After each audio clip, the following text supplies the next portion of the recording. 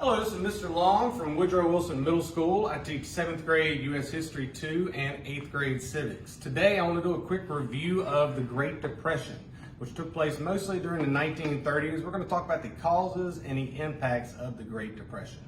So the first cause, it starts with people speculating on stocks. Stocks are shares of a company. Speculating is when you buy and sell shares of this company. Now, that's not a bad thing, but the problem was in the 1920s, the roaring 20s, people were borrowing money to do this. And when the stock market crashed in 1929, they couldn't pay it back. All right, so the next step in the process, the Federal Reserve, which is the national bank, created during the presidency, by the way, of Woodrow Wilson.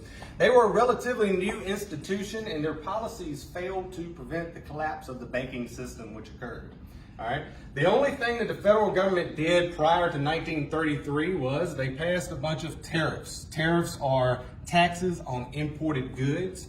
This was designed to help protect American businesses. However, what it really did was it strangled international trade all around the world.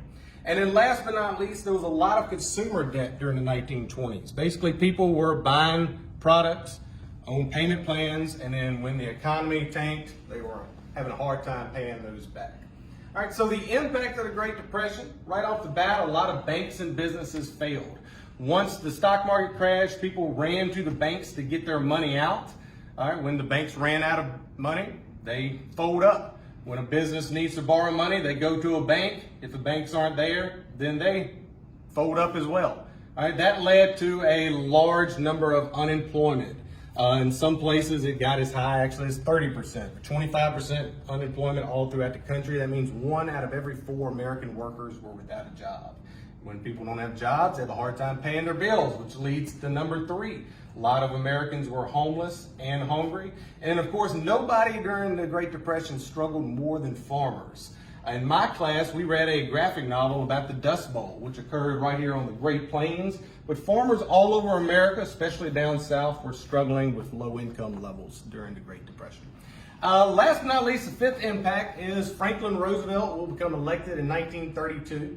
He will enact his New Deal for the American people, and that will fundamentally change the way American government interacted with its people. All right, a lot of my students will tell you I like to finish lessons often with a song. Today I want to play one by the father of American music, Stephen Foster. This song is called Hard Times Come Again No More. It was a very popular song during the Great Depression, but it actually predates this by quite some time. Stephen Foster wrote this song during the 1850s, before the Civil War.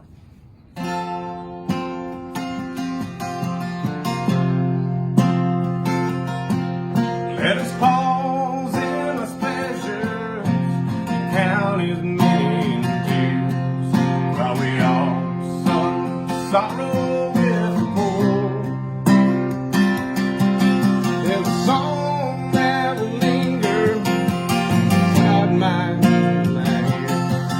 Oh, hard times come again no more. 'Tis a song of time and weary. Well, hard times come again no more. Many days around my cabin door. Well, hard times come again no more. 'Tis a song of time and weary. Well, hard times come again no more. Many days around my cabin door. Well, hard times come again no more. Well, hard times come again no more.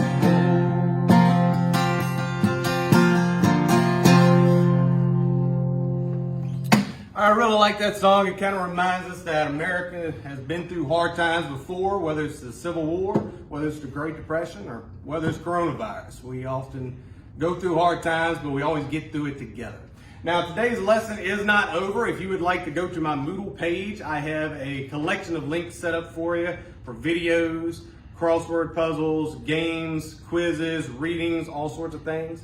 You can find that link on my teacher page on the Woodrow Wilson Middle School website.